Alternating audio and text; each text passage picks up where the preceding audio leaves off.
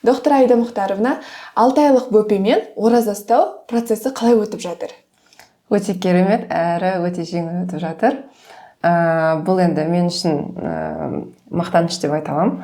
Өйткені өзім аза тазалау курсында беретін нәрселердің барлығын істеп, организм дайындап оразаға келгендіктен, Аллахтың қалауымен өздеріңіз куә болып жүрген бүкіл тірлікті атқарып жатырмыз.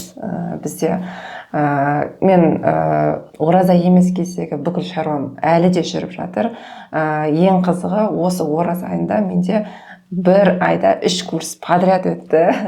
Және одан бөлек қаншама жұмыстарды қатар алып жатырмын. В принципе, маған өте жеңіл өтіп жатыр. Ол әрине ең бірінші ойлаймын, Аллахтан дұға етіп сұрағаным шығар, Аллахтың өзінің беріп қойған жеңілдігі. Екінші нәрсе ол әрине ол дұрыс тамақтану. Осы дұрыс тамақтанудың формуласын білгендіктен Аллахтың қалауымен бәрі керемет өтуде.